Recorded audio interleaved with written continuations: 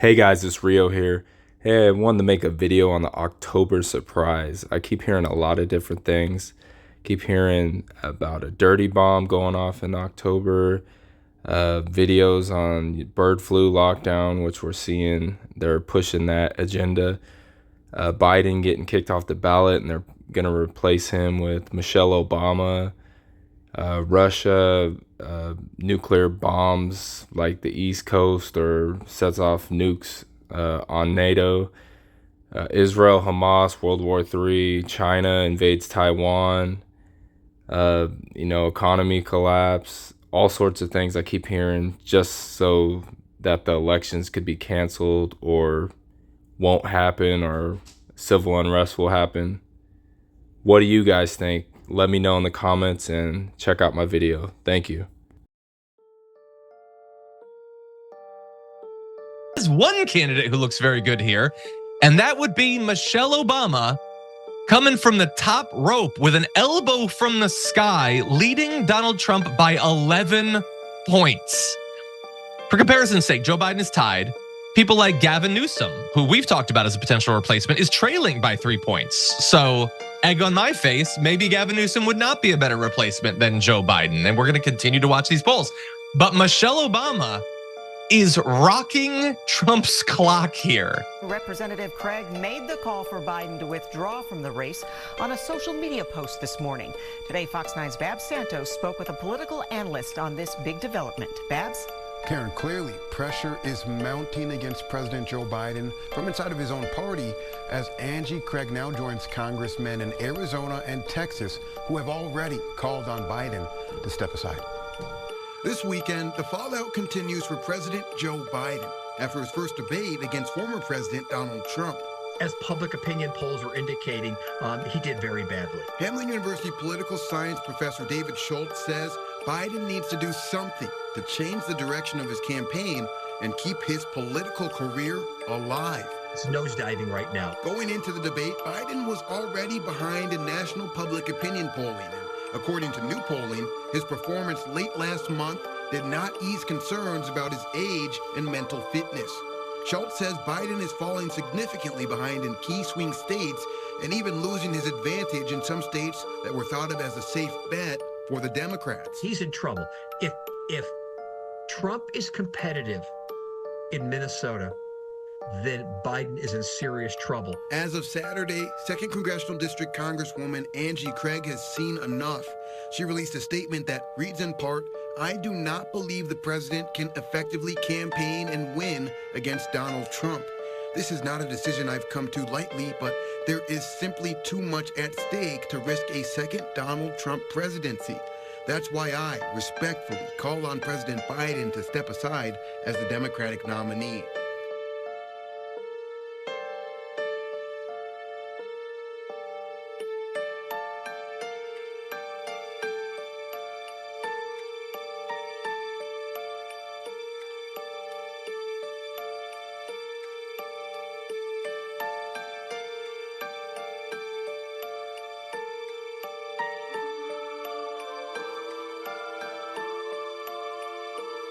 Still in Europe, and Russia's President Vladimir Putin has warned the West about using all available means to defend its sovereignty.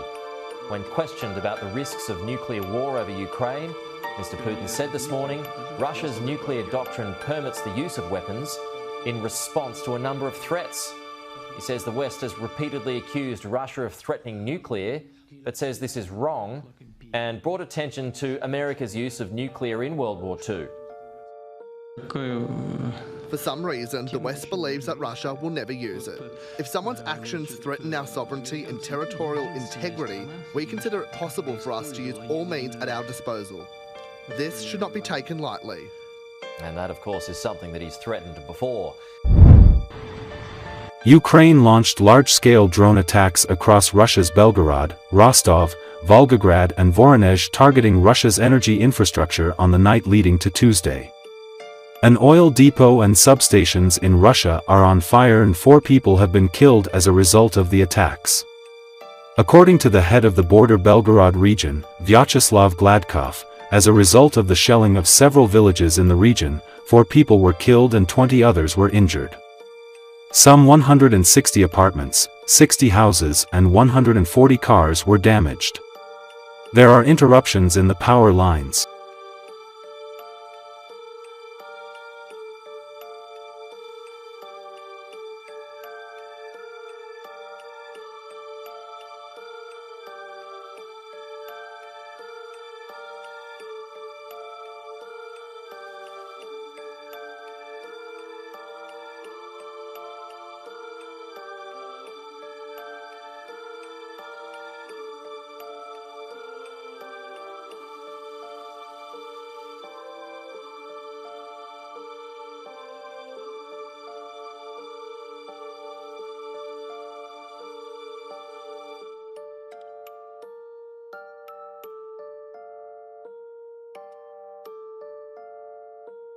This is their website, the International Bird Flu Summit.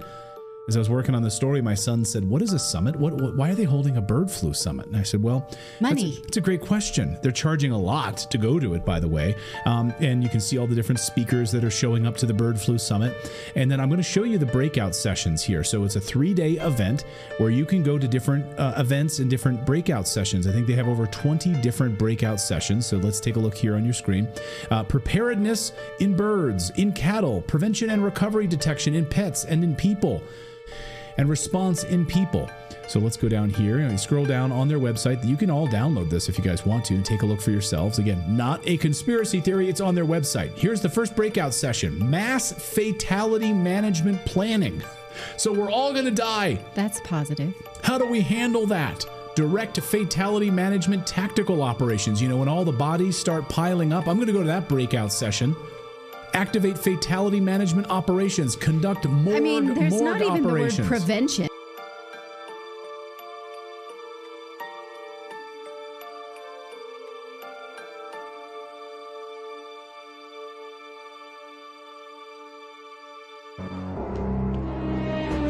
I'd like to call to order this secret conclave of America's media empires. We're here to come up with the next phony baloney crisis to put Americans back where they belong, in dark rooms glued to their televisions, too terrified to skip the commercials. Well, I think... NBC, you are here to listen and not speak. I think we should go with a good old-fashioned public health scare. A new disease. No one's immune. It's like the summer of the shark, except instead of a shark, it's an epidemic. And instead of summer, it's all the time. That is so... Now, I hate to be the guy who derails what everybody else loves. He loves being that guy. But, Janice, we do have standards. This can't be a made-up disease. The only moral thing to do is release a deadly virus into the general public. We do have something we've been holding on to, but it hasn't been tested. Get over here, NBC. Well, we certainly believe in testing, but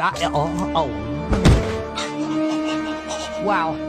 Oh, yeah. So, we've got our deadly disease. Now, we just have to blame it on something that's in every household, something that people are a little bit afraid of already. House cat flu is coming, people. The Center for Disease Disinformation predicts with some degree of probability that the house cat flu might spread in the following hypothetical outbreak pattern. So petter beware, that warm body on your lap just might be ready to destroy your tender fiddles.